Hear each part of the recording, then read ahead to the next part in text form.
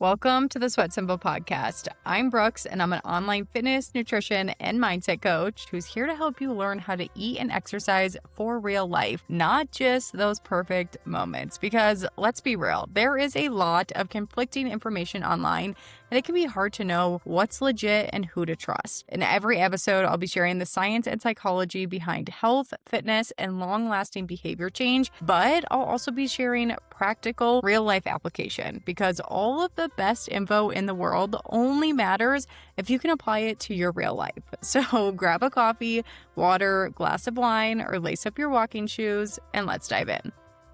What's up, you guys? Welcome back to the Sweat Simple podcast. If you have listened in previous years, you probably know that around the holidays, Michael and I usually do a multiple week long stint back in the Midwest for the holidays. Our families, we met in Colorado, but both our families happen to be in the Midwest. They're about like 2.5 hours apart. So when we go back for the holidays, we spend time with my family, and then we spend time with his family. So we're gone for a while. I'm out of my routine for a while. And just with normal holiday stuff, I know that this time of year can be really, really challenging. So every year, something I do for myself to kind of not only keep myself grounded, but also keep myself feeling really good during this holiday season, I usually set some non-negotiables. And we've actually been talking about this in Holiday Hustle and with my one-on-one coaching clients.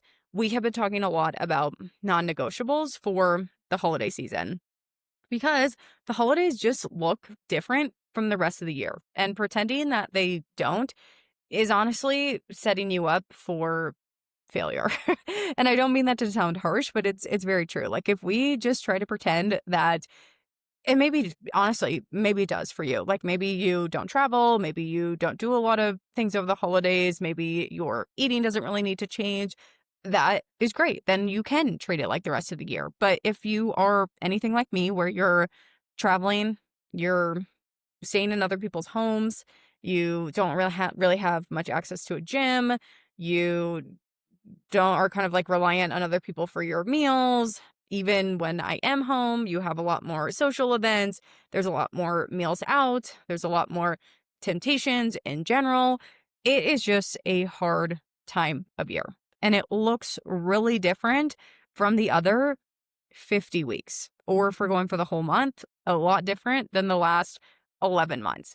And we need to treat it as such, because if you go into this month thinking, I'm going to keep up my habits to the same capacity, I'm just going to grit through, one, that is probably going to leave you feeling not very successful if you don't do those things. And then two, it also might not be very enjoyable. If you are someone who especially is following a more rigid diet, or you are really trying to be perfect with hitting your nutrition plan, that doesn't give you the flexibility to enjoy the random holiday cocktails with your grandma, or go out to eat with your mom, or go to the holiday pop-up bar, or have the cookie exchange, whatever it is. Like the holidays are different, and the holidays come with a lot of special occasions, and we want to be able to enjoy those things. We don't need to like throw our habits completely out the window. We don't have to, become a completely different person, but it is going to be really helpful if we recognize like, hey, this time of year does look different. I might need to shift my expectations, and I also might need to give myself some flexibility when it comes to my goals. And especially with this podcast specifically, I'm going to be talking about those 2 weeks around Christmas and New Year's.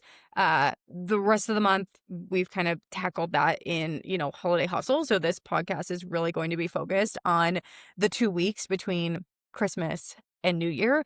And the reason being is that those are when they tend to look most different. I know a lot of people, some companies completely shut down for those 2 weeks, which is really nice. So I know that a lot of people are off work, you're out of your routine, you're traveling more. And my goal for those 2 weeks is always to enjoy myself, to have more flexibility, to like fully be present and spend that time with my family. But I also want to feel really good. And I know that there are certain things that when I do them, I feel good. And when I don't do these things, I tend to not feel my best. And even though I want to like fully soak up and enjoy the season, one of the ways that I do that is by feeling my best. If I'm home for a week and a half, 2 weeks, sometimes we've even been gone for 2.5 weeks, and I am not taking care of myself, by the end of that time, I would feel so miserable. And I would like not be a fun person to be around because when we're not taking care of ourselves, whether it's from a mental health perspective, whether it's from a physical health perspective, we don't show up as the best version of ourselves. So, what this podcast episode is going to help you do is figure out what are your non negotiables so that you can continue to feel good even during this time of year when things look different. So, what are non negotiables? What should we be thinking about?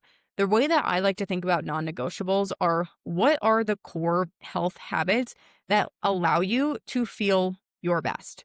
So think about everything that you do on a daily or a weekly basis.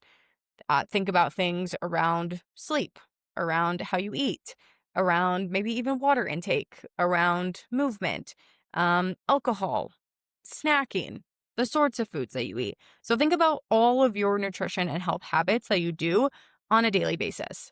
Over these next 2 weeks, we're probably not going to do all of those things. But I bet you there are a couple of those things that make the most difference. There's a couple of those that like really move the needle. And then there's a couple of those that you can like kind of let go and maybe you wouldn't feel as good as you typically do, but you would still be feeling pretty good. So just to give you examples, my non negotiables for the next couple of weeks are 6,000 steps a day. And that's a decrease for me. My normal daily step goal that I shoot for is 10,000 steps a day. And the reason I lower it over the holidays is because I know that it's going to be harder to get out for walks. One, it's more miserable from a weather standpoint in the Midwest. Two, I don't have as much time. Three, I don't have access to like my walking pad and my normal routine. So I know that for sure I'll get a walk in when I walk Sloan in the morning. That's my dog. I still walk her every morning when I'm gone. And I'll probably get out for like one more walk during the day. And then just, general moving around, whether I'm at the store. Sometimes I go for a walk with my mom or my sister. Sometimes I'm walking around Target, like whatever it might be, but I want to shoot for those 6,000 steps because I know if I do less than that, that means I'm really sedentary and my body is probably going to feel pretty achy. And also from like a physical standpoint, my energy levels would be lower. But I also know like I don't want to push myself for 10,000 steps a day. I don't want to be out for 30, 45-minute walks when my family is all hanging out. Easy enough to get out for a 20-minute walk, but I don't want to spend multiple 30 to 45-minute periods out walking when I could be spending that time with my family. So I'm okay with 6,000 steps a day. Also, we just do a ton of driving and a ton of travel between our two families. So with all that travel built in, definitely not always possible to get to that 10K every single day. So I'm okay with 6,000 steps a day. The other thing that I'm going to focus on these next 2 weeks is getting a protein and a vegetable in at least 2 meals.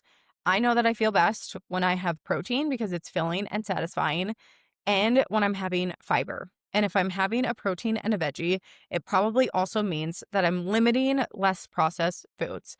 And not that there is anything wrong with less processed foods. I just know that for me personally, I feel better when I eat more nutrient dense meals and I feel less good when I'm having a lot of just snacks and not real filling meals. So setting that goal of protein and veggies at 2 meals is really helpful.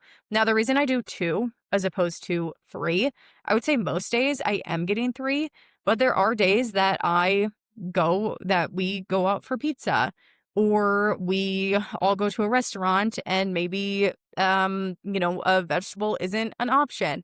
Whatever it might be, a lot of times when you're not fully in control of your meals, at least one meal a day is going to look a little bit different and it's going to be harder to get a protein or a veggie. So I'm okay with shooting with 2 for 2. And if I get a third, that's great bonus and I'll try to incorporate it when I can.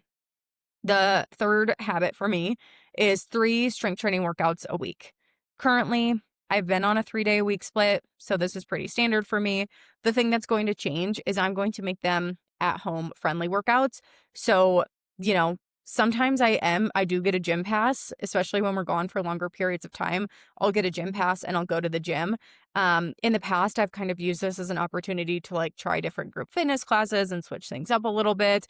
I'm just not really feeling like doing that this year. So I think what I'm going to do is just make them at home friendly. So if I decide to go to the gym pass or I decide to, use a gym that I have access to, awesome. If not, I'm bringing my bands so I can do something at home. But that way, I'm still getting in 3 strength training workouts, which I know good for my mental health and good for me physically.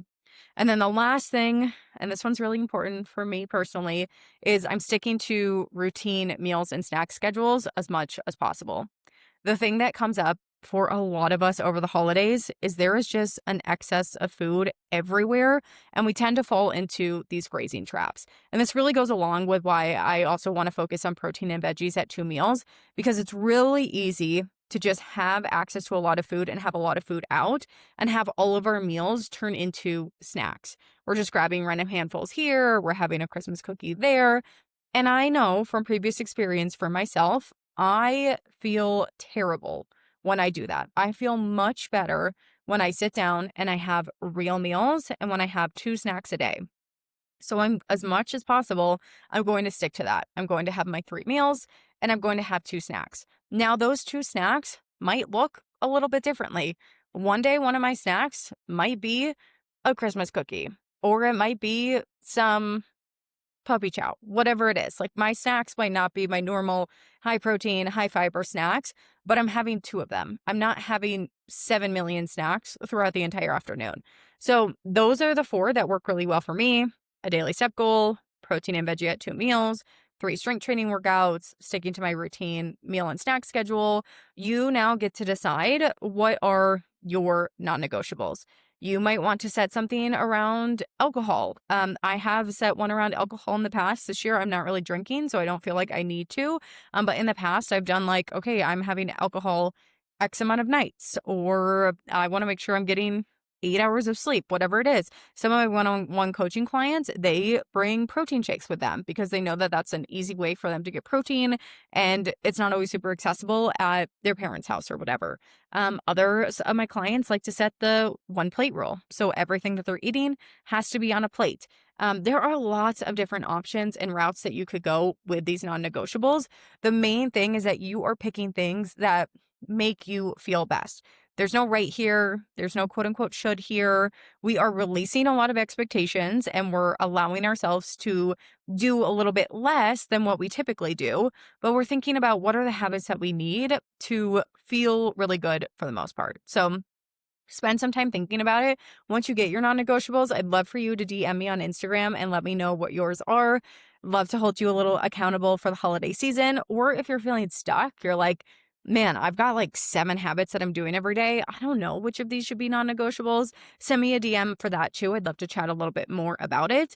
But that's all I've got for you guys this week. Don't forget, every single month, I pick one person to win a personalized fat loss blueprint with me. So that is a personalized nutrition and workout program.